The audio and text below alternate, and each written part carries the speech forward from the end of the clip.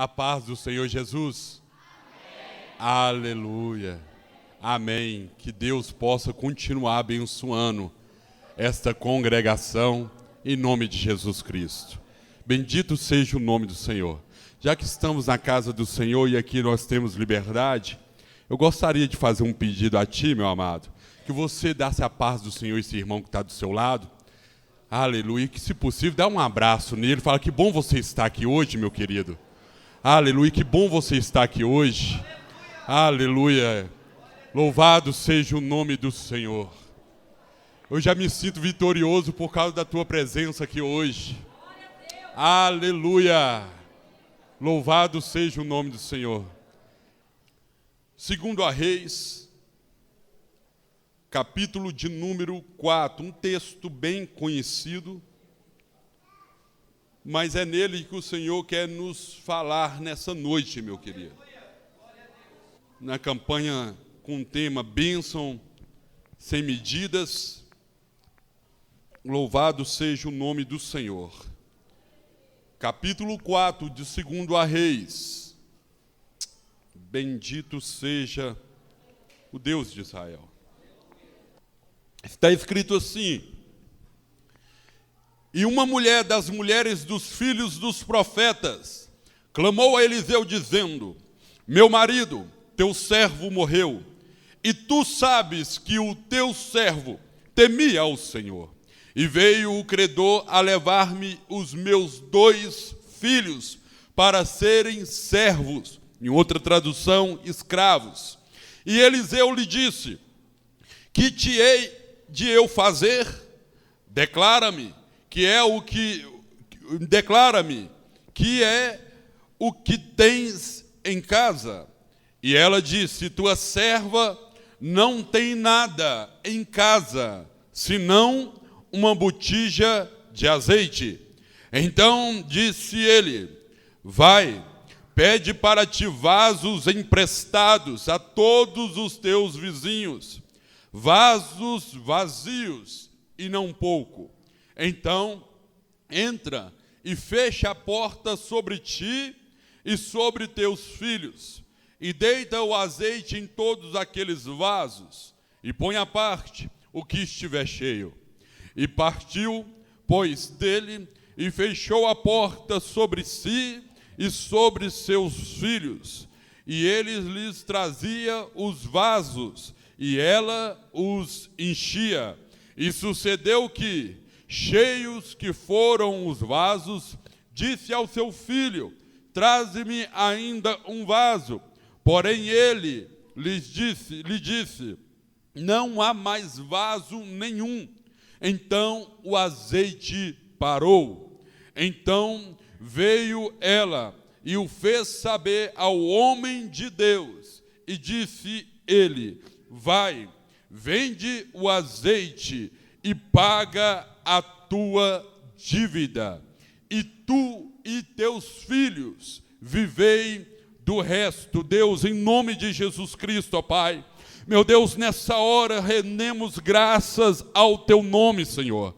Altíssimo, que o Senhor nessa noite possa, meu Pai, aleluia, de maneira, meu Pai, extraordinária, derramar bênçãos, meu Pai, sobre esta congregação, meu Pai, nesta noite. Aqui, meu Deus, na igreja quadrangular do bairro Primavera, que haja, meu Pai, aleluia, Senhor, grande porção, meu Pai, de bênção e de vitória, meu Pai, vindo da parte do Senhor. Que cada homem, mulher, meu Pai, do menor ao maior, meu Pai, venha, meu Pai, sentir, meu Pai, de maneira maravilhosa o impactar, meu Pai, da tua presença, meu Pai, o agir e o poder da tua palavra, meu Pai, em nome de Jesus Cristo, Senhor. Joga toda barreira espiritual por terra, meu Pai, e que todas as janelas do céu se abrem, meu Pai, sobre nós, meu Deus, sendo derramada, meu Pai, aleluia, graça e muita unção, meu Pai, para a glória do teu nome. nome. Espírito de Deus, se sinta à vontade a fazer e a realizar aquilo que lhe apraz, e que sejamos somente um instrumento para tuas mãos, para que o Senhor abençoe essa congregação e a igreja que está aqui viva. Diga comigo, amém. Glória a Deus, aleluia. Se assente crendo na vitória em nome de Jesus. Bem, queridos, aqui nesse capítulo 4 e no início dele, a qual nós lemos do versículo 1 até o versículo 7, está aí contando a história de uma família. O texto a qual nós lemos está mostrando a situação presente, real, que esta família estava vivendo. E por tudo que nós lemos aqui, nos faz entender que esse período na vida desta família, na casa dessa família, não era nada fácil. Ela estava passando por um momento de grande e extrema dificuldade.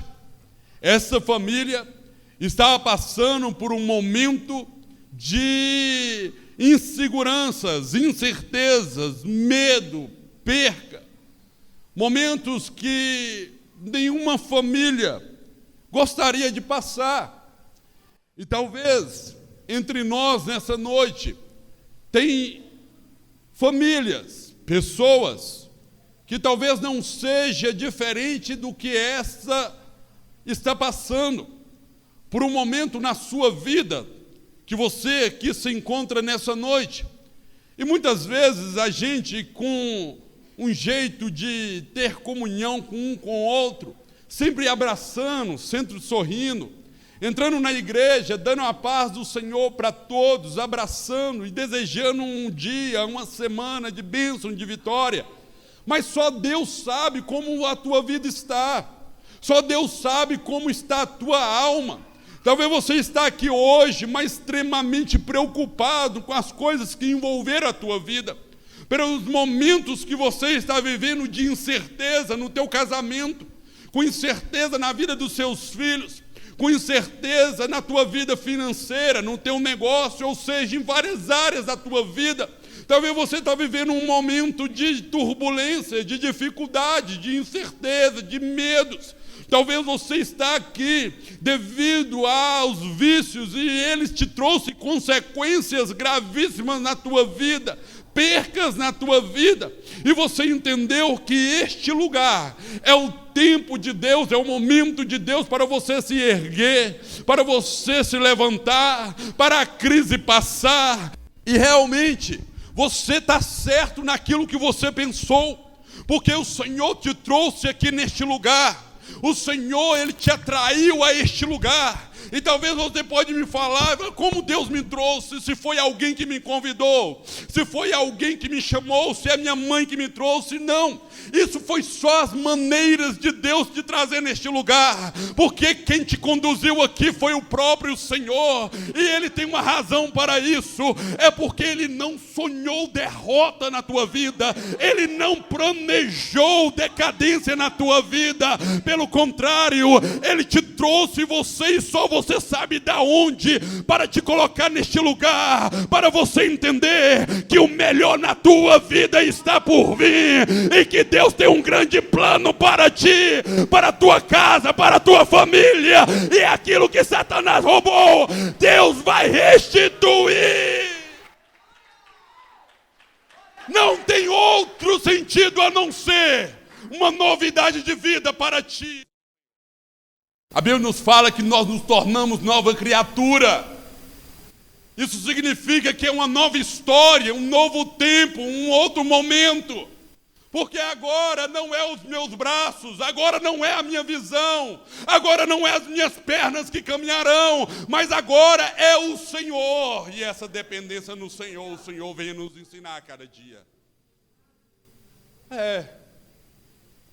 Porque estar aqui toda semana é aprender com Deus, como depender dEle, a exercer a nossa fé, a ter uma palavra de otimismo, é acreditar no sobrenatural do Senhor. E a cada momento da tua vida você vai vendo isso acontecer. A cada momento da sua vida você vai vendo a providência de Deus, a bênção de Deus, a vitória de Deus. E aqui neste texto a qual nós lemos, essa história nos ensina alguns princípios da parte de Deus, para que a nossa vida seja transformada numa vida de escassez, de dificuldade, de perca, em uma vida abundante. Porque na realidade, aqui começa o versículo de uma forma, mas termina de outro. E assim é quase todos os contextos de quando você pega a tua Bíblia para ler. Sempre os versículos que se iniciam são versículos de doença, são versículos de escassez, são versículos de problema. Mas quando você continua lendo e vai até o final do capítulo, aquilo que no início era problema passa a ser agora vitória. Quando você vê um cego chegando diante de Jesus, ele chega com a doença, mas quando sai com a vitória. Todas as pessoas que iniciam os versículos e os capítulos falando era isso, era um doente, era um problemático, era um paralítico, era uma pessoa que vivia na perca, na doença, é uma pessoa que vivia na escassez. Sempre quando você continua o versículo, o final é restituição, é bênção, é cura, é milagre. A palavra do Senhor nos garante que quando vamos até Cristo, quando nos acreditamos no Senhor, a consequência não é outra a não ser transformação, milagre sobrenatural de Deus. Então continua crendo, continua escrevendo os versículos da tua vida,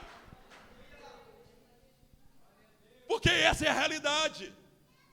Os versículos que nós lemos e os versículos que nós com Deus escrevemos, cada um com a sua história, cada um com o seu drama. E esses versículos que foram escritos dessa família têm elementos e princípios da parte do Senhor para fazer com que vivemos hoje o que essa minha família viveu.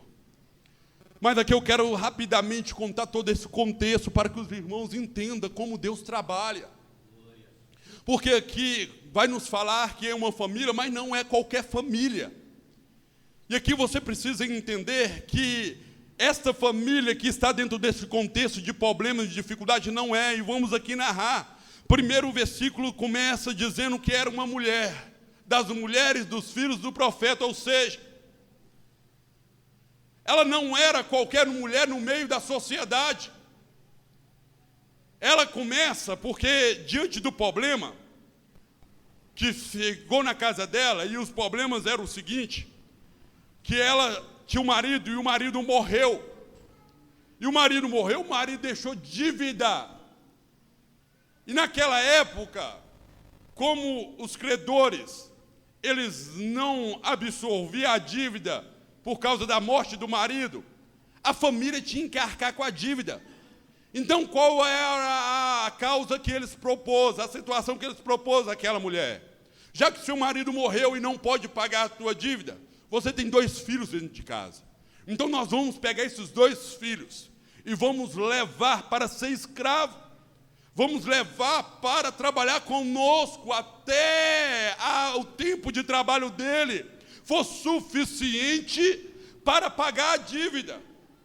Agora você imagina só, uma mãe, uma mulher, ela acaba de perder o seu sustento, ela acaba de perder a sua coluna, ela acaba de perder o sacerdote da casa, ela acaba de perder o seu marido, ela acaba de perder aquele que era o sustentador da casa.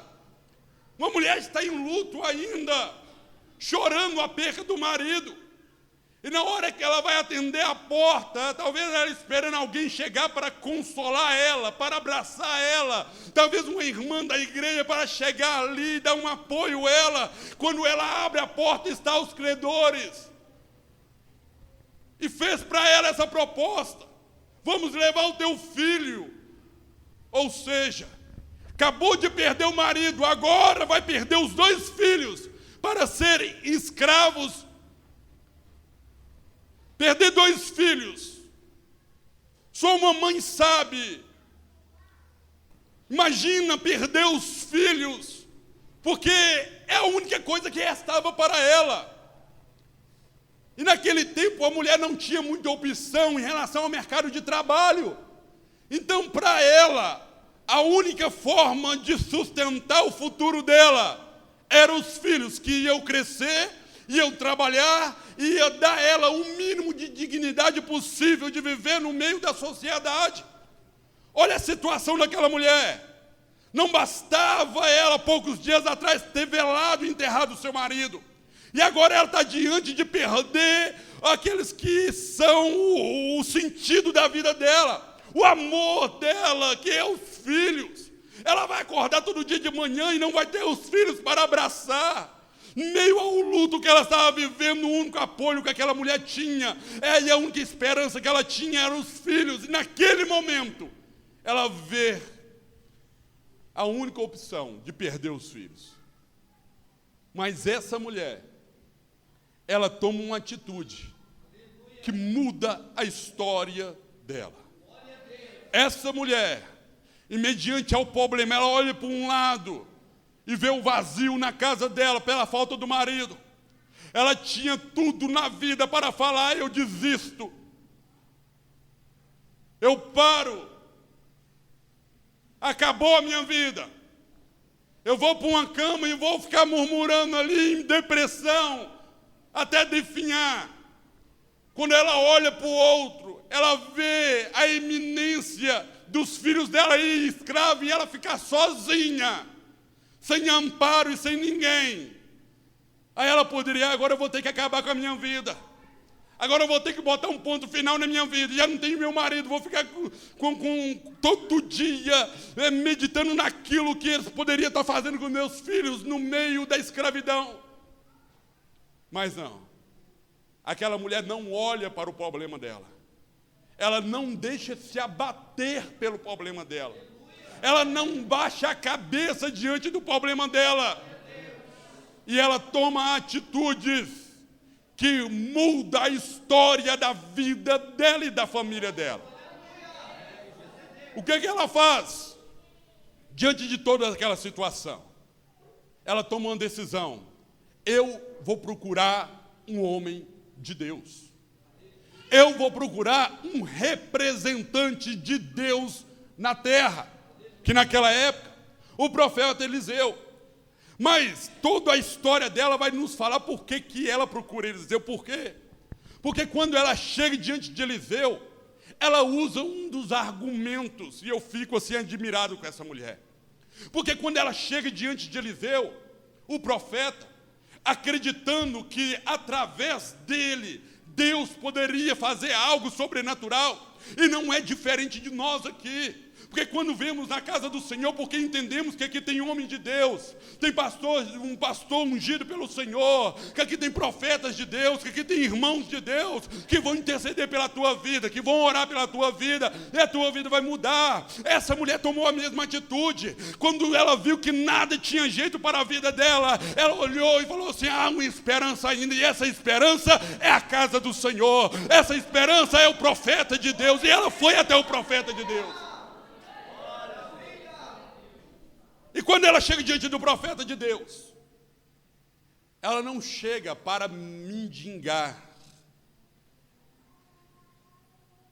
Ela não chega e vai jogando para cima do pobre: ah, minha vida está difícil, está complicado, é só prova, é só dificuldade, eu não aguento mais, pastor, eu acho que eu vou morrer. Não! Ela chega diante do profeta de Deus e olha para o profeta e fala assim: Eliseu,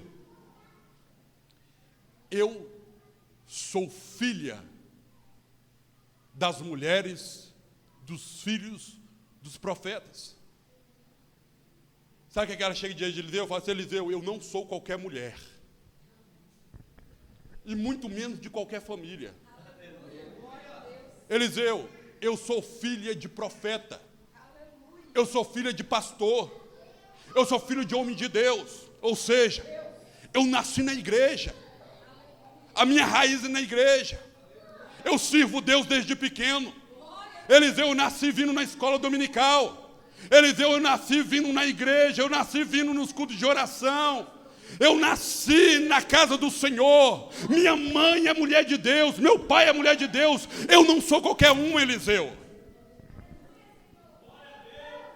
E em segundo lugar, Eliseu, eu casei com um homem que era servo seu. Eliseu, eu sou uma família cristã. Eu tenho fé em Deus. E melhor ainda, quando eu escolhi um homem para casar, eu escolhi um homem de Deus, um diácono, um obreiro. E não era qualquer obreiro, esse obreiro era teu servo. Ele andava com o Senhor, ele servia ao Senhor, ele cooperava com o Senhor. O argumento, sabe por quê? Porque primeiramente, antes de chegar diante do Senhor, eu tenho que saber quem eu sou para Deus. Ah, Deus, eu estou diante do Senhor, eu estou passando isso, eu sou um fracassado, eu sou pobre mesmo, eu sou um miserável. Não, porque isso é o que Satanás quer mostrar que você é. Isso é o que às vezes a família acha que você é. Isso é o que os amigos acham que você é. Isso é o que os colegas lá no mundo acham que você é. Um coitado, um miserável, um homem que não venceu na vida, uma pessoa que só é problema no meio da sociedade, uma pessoa que só sabe dar desgosto para a sua casa. Mas quando Deus te traz e te planta neste lugar, Ele não te chama de coitado, de miserável, não.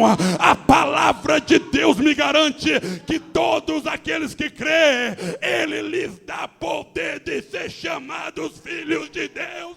E o apóstolo Paulo disse que eu sou adotado, herdeiro e co-herdeiro do Senhor. Ei! Dá uma cutucada nesse irmão, você não é qualquer um, meu filho. Antes de estar na casa do Senhor, você poderia ser qualquer pessoa e ter qualquer outro apelido. Mas no dia que você pisou aqui, você é a menina dos olhos de Deus. Você é a noiva. Você é o escolhido. Ei, você é o bonitinho do papai. Deus, quando olha do céu para a terra, Ele olha para você. Ele é apaixonado contigo. E os céus se movem em teu favor, porque Deus é contigo.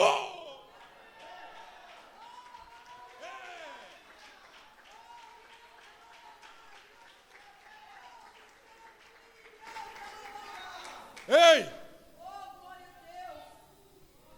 Muda a tua oração, meu querido. Coloca o joelho no chão e olha para a cruz.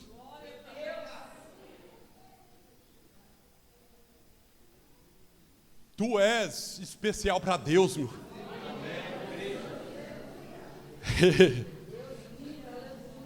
Jesus falou nos ensinamentos, falou assim: se um pai, quando o filho pede um pão, ele não dá serpentes. Até um homem sabe dar o de bom para os seus filhos. Imagina Deus que te criou. Ei, Deus é o maior interessado de mudar a tua história, de mudar a tua vida. Não tem nada que te impede, meu querido, de você sair daqui com a cabeça erguida e conduzir a tua vida em caminhos de vitória. Se até o tempo presente, olha para mim aqui, se até o tempo presente Você foi motivo de desgosto dentro da tua casa. Está aqui uma oportunidade para você sair daqui de pé e falar assim: eu vou ser um orgulho para minha mãe, eu vou ser um orgulho para o meu pai, eu vou ser um orgulho para a minha esposa, eu vou ser um orgulho para o meu esposo. A oportunidade é essa, sabe por quê? Porque mais nada, mais menos que está contigo é Deus, é o Criador de todas as coisas. Ei, meu amigo, Deus é contigo, não há nada que te impeça de você sair daqui e viver uma vida de vitória, de benção, porque agindo Deus, quem impedirá? Aleluia! Glória a Deus! Essa mulher, olha aqui, essa mulher falou assim: eu nasci no lar evangélico e casei com um obreiro, mas tem um problema. Apesar dele ser um bom diácono e servir o Senhor, ele se endividou. Interessante que quando a gente vai vendo uma história, Flávio Josefo é um dos escritores, historiadores da Bíblia, bem conceituado. Ele fala que o marido dessa mulher era um homem chamado Obadias. E esse Obadias era o mesmo que quando Elias estava naquela situação com os profetas de Baal e Jezabel, naquela ocasião, Deus ele opera maravilhosamente na vida de Elias. E tinha uma disputa lá entre os profetas de Baal, que servia os deuses de Baal, e Elias desafia a todos.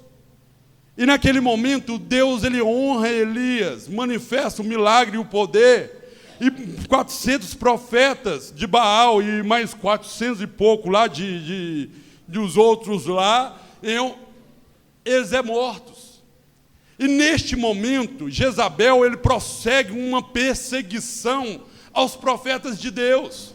E a Bíblia vai nos falar que mais de 7.000 estão escondidos. Quando Elias vai argumentar ao Senhor e fala: Senhor, só sobrou eu. Eu falo: não engana não, Elias. Tem 7.000 aí ainda guardado, ainda que está profetizando e ainda continuou fiel. Mas ele se esconde.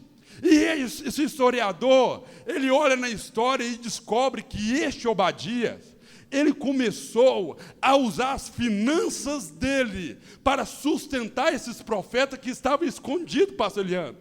Ele começou a usar os ofertas, ou seja, ele começou a comprometer a vida financeira dele. Ele começou a comprometer a vida financeira da família em prol da obra de Deus, em prol dos obreiros de Deus. Ele começou a investir de maneira grandiosa para sustentar os profetas de Deus. Agora você me fala, meu querido, se Deus age ou não na vida de alguém que é abençoador, na vida de alguém que abre a mão para a obra do Senhor, nem que isso às vezes comprometa alguma parte financeira da tua vida, mas você, quando tem uma voluntariedade em abençoar a casa do Senhor, você está fazendo um depósito no céu, que não é como uma poupança, ou como esse tanto de imposto que o governo tem tentado roubar do povo. Você investe no maior homem ou maior administrador que existe, que vai administrar a tua finança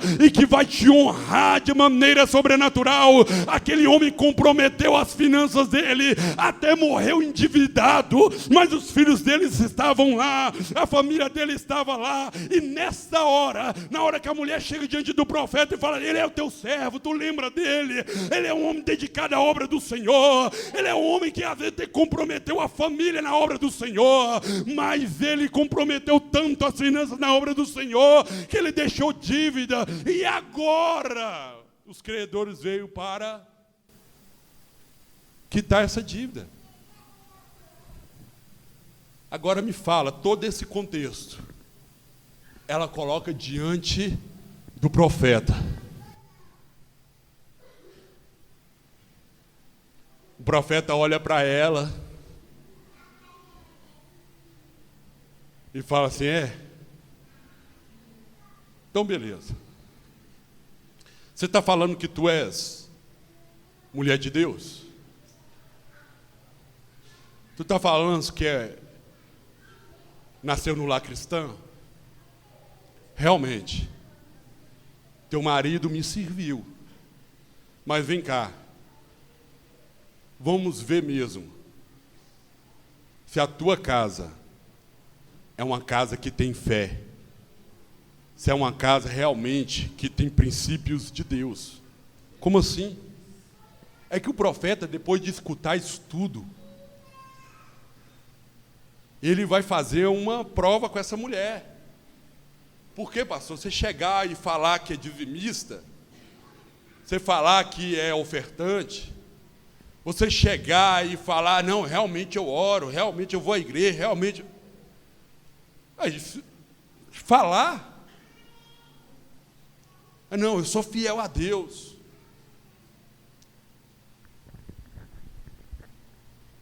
Porque que vocês me desculpem, eu espero que não tenha ninguém aqui. Mas hoje em dia,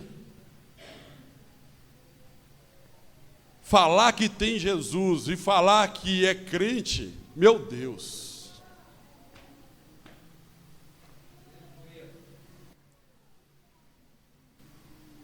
Carregar uma Bíblia debaixo do braço, colocar um terno, colocar uma gravata e falar que é crente, é o que mais tem. Não, eu sou de tal igreja, eu sou crente. O que mais você escuta? Mas o profeta olha para ela e fala assim, agora eu quero ver realmente se você é crente. E a primeira prova vem. E qual é? Ele vira para ela e fala assim, mulher, o que tem na tua casa?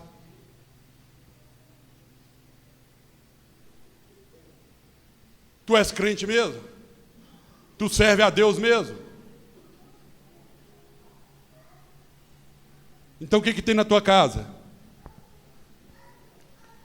Mas por que o profeta perguntou isso? Porque o profeta sabe que aquele que serve ao Senhor, aquele que tem princípio de Deus na vida dele, ele pode passar luta, ele pode passar provação, ele pode passar até escassez. Na casa dele pode até estar as coisas ali na rapinha, na conta, contado ali, o fubá, a suco, leite ali, contado ali. Ele pode estar passando dificuldade, ele pode estar passando por um momento de tribulação, de momento de muita luta. Mas o profeta de Deus sabe que se a pessoa é crente, ela pode estar passando o mais duro problema, mas tem uma coisa que acontece na vida de um cristão, que é, ele pode passar no deserto, no vale, pode passar na sombra da morte, ele pode passar por dificuldade, mas uma coisa Deus, ele não deixa acontecer na vida de um servo dele, que é não deixar faltar nada. Pode estar no limite, mas nada na casa de um servo do Senhor, nunca. Não. Davi, eu fui moço, agora sou velho, mas eu nunca vi. Deus não desampara ninguém, meu querido. Deus não desampara ninguém. O profeta sabe, se ela for crente mesmo, alguma coisa tem na casa dela. Eu não estou perguntando se tem muito, mas alguma coisa tem. Alguma coisa tem. Aquela mulher vira e fala, não tenho nada. Mas a Bíblia tem uma vírgula. Ou seja, ela para e pensa. Fala assim, não, vem cá. Eu sou crente. Com certeza alguma coisa tem dentro da minha casa. Alguma coisa tem dentro da minha casa.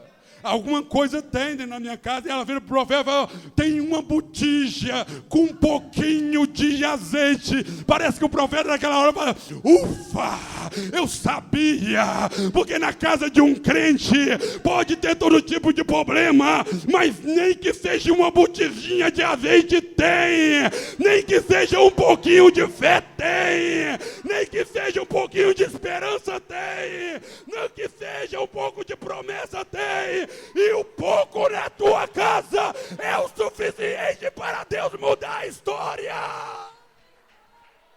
Arabande canta lá baixarabacai. Ei! Meu querido, aquela mulher, ela sabia que tinha alguma coisa. Aquele marido, ela nasceu numa casa cristã, ela viveu debaixo dos princípios do Senhor. O marido dela era obreiro. Talvez ela chegue perto do profeta, meu marido deixou dívida sim, mas tem coisas que ele deixou na minha casa. E foi o quê? Ele deixou uma mulher crente, ele deixou uns filhos crentes. Eu tenho problema, eles vão levar meus filhos como escravos, mas eu não abro mão, porque eu não cuidei dos meus filhos para ser escravo na mão de Satanás. É por isso que eu estou aqui, profeta. Lá em casa tem um pouco de azeite, e esse pouco de azeite é o que está sustentando a minha vida até hoje. Ei! O profeta olha para ela bem. Se na tua casa tem um pouquinho, é o suficiente. A minha fé é pouca, é suficiente? Não, mas eu só tenho uma promessa, é o suficiente. Ah, não, a esperança está só pelo fio, é o suficiente, meu querido. É o suficiente. O que você crê no Senhor é o suficiente para Ele mudar a tua trajetória e a tua vida. Não desista do teu casamento, meu querido. Não desista da tua família, meu querido. Não abandona a tua casa, meu querido. Não chute o balde. Não olha para a crise e fala que tudo acabou. Não. Deus sempre tem algo para fazer que mude a tua vida e a tua trajetória e a tua história. O pouco que tu tem hoje é o suficiente para acontecer um grande milagre na tua vida. Aleluia! Aleluia!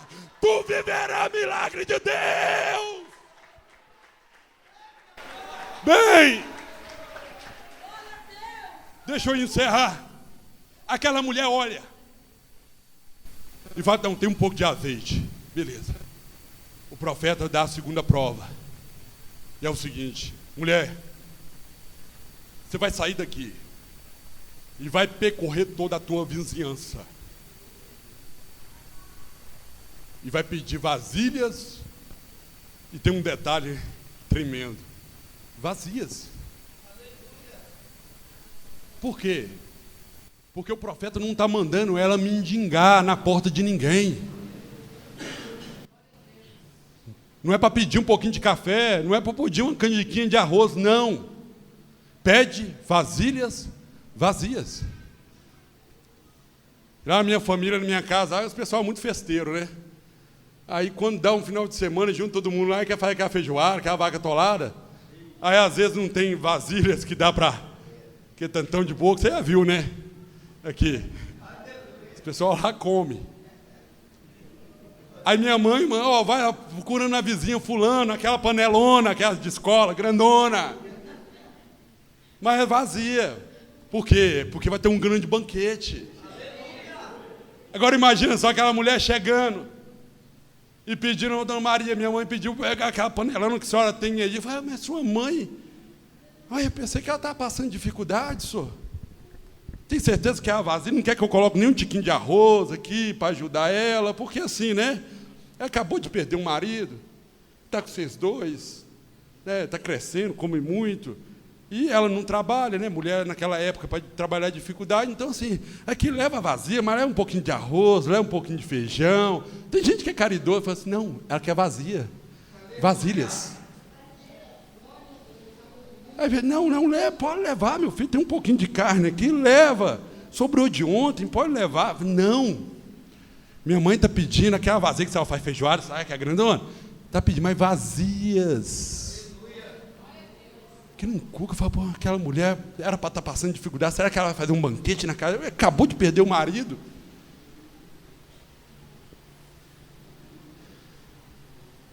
Quando Deus vai honrar alguém, Ele vai fazer do jeito que aquelas pessoas que te criticaram, te julgaram, te apontaram, te caluniaram, essas pessoas, Deus vai chamar a atenção delas. para olhar para ti. Vai.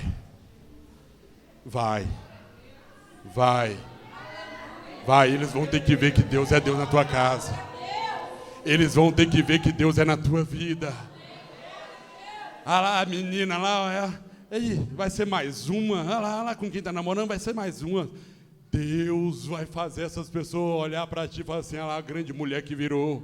Olha, já é um antidiácono na casa do Senhor. Olha, Ei, Deus vai chamar a atenção daquelas pessoas que estão ao redor, que vai olhar para ti e falar assim: realmente, ela não estava precisando de crítica, ela não estava precisando de ninguém apontar, ela só estava precisando do agir de Deus na vida dela, e verdadeiramente aconteceu.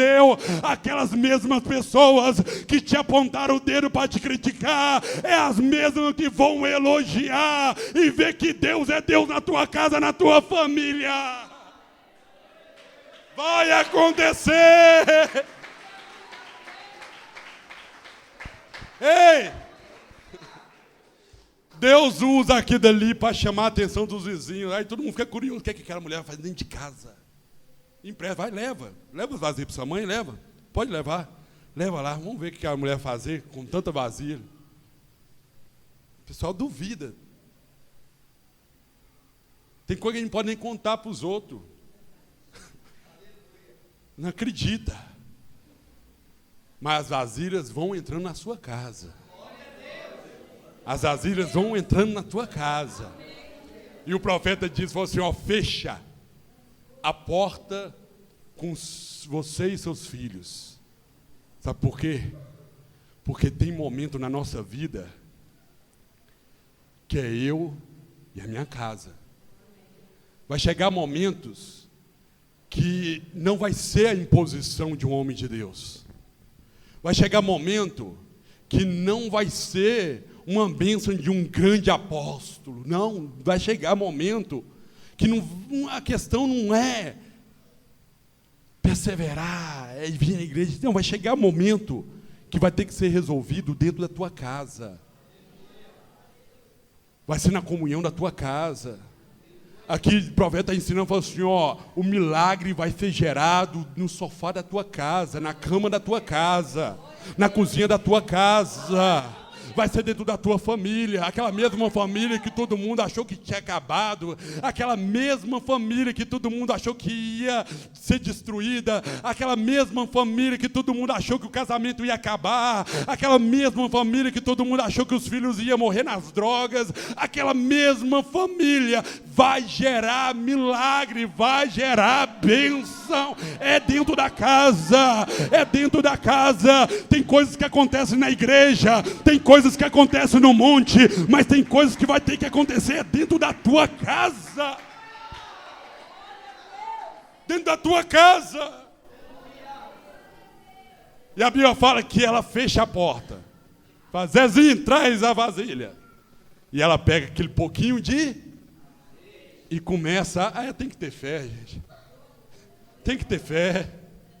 Tem que ter fé.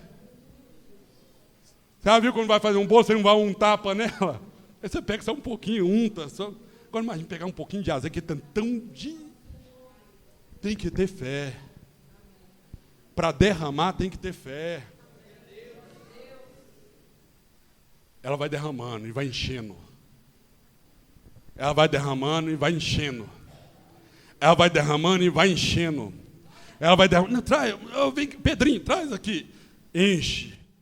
Acabou, ô Zezinho, traz aqui, enche. Ô Pedrinho, não, traz agora para enche, vai enchendo e vai enchendo. Entenda uma coisa, só passar um parênteses para você entender. A maior fonte de renda que tinha naquela época não era petróleo, não era dólar, não era ouro e nem prata, era azeite. Azeite servia para tudo quanto é tipo de combustível na época. Quem tinha azeite era a mesma coisa de você ter no quintal da tua casa um petróleo. Azeite. Deus estava produzindo dentro da sala daquela mulher bens financeiros, estava fazendo com que dentro da casa dela brotasse uma mulher que virasse empresária dentro da sala dela, porque ela tinha um pouquinho só, que transformou em muito, e ela foi colocando, arreda de lado, azeite para lá, azeite para cá, e joga azeite ali, panela, azeite, panela, azeite, panela. Ela vai vendo o multiplicar de Deus. Os olhos dela, os olhos dos filhos dela estavam vendo o milagre de Deus acontecendo dentro da casa dela. E na hora que ela vai virando, ela fala assim: José, Joãozinho, traz a panela. E ele fala assim: mãe, fique sobre os teus pés, querido. Aleluia. Glória a Deus. Aleluia. Meu Deus. Meu Deus. Você, olha para mim. Você, olha aqui, meu querido. Você é a ferramenta necessária para Deus, Ele multiplicar milagre na tua vida. É você, meu querido.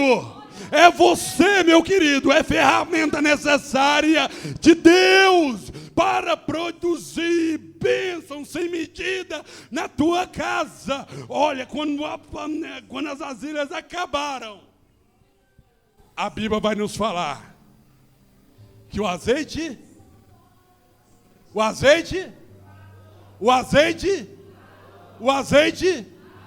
parou. Agora vem cá. As vasilhas eram vasos, e a maioria deles de barro. Aquela panela de barro para cozinhar. E aqui tem um mistério de Deus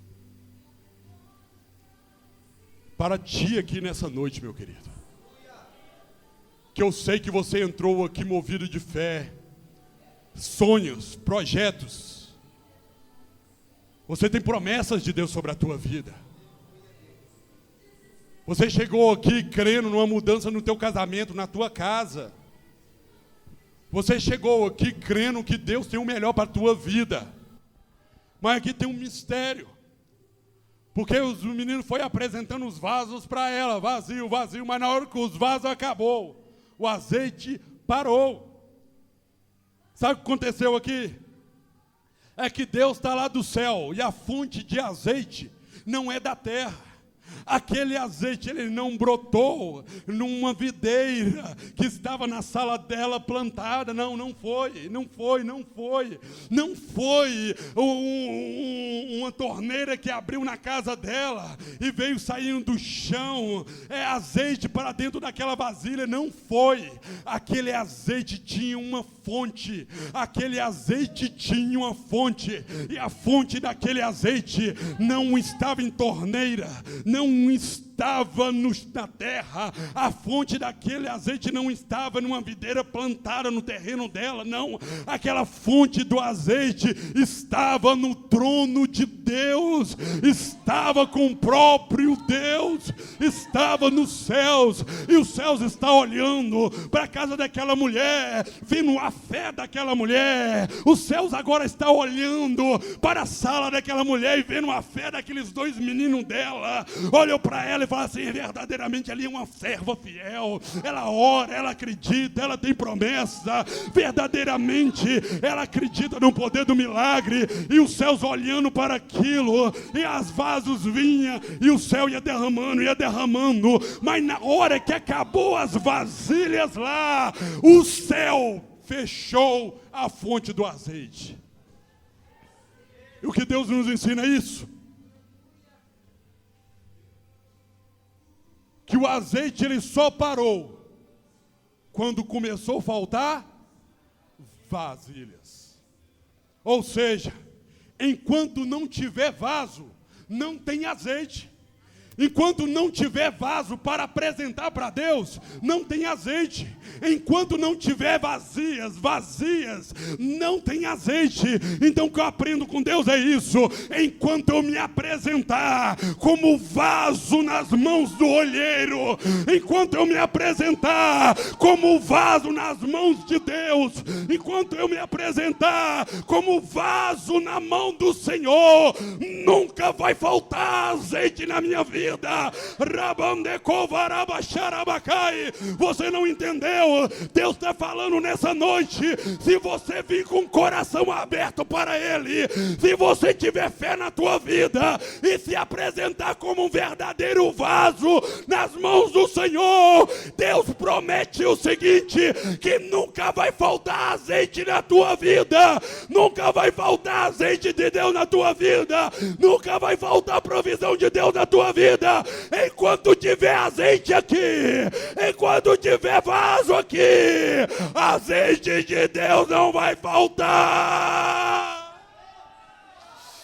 Oh, Rabande canta lá, baixara, bacai. Dá um toque nesse irmão do teu lado aí e fala: meu irmão, por favor, tu és o vaso que Deus precisa. Ei! Mexe com ele do teu lado e fala: tu és o vaso que Deus precisa para mudar a tua história.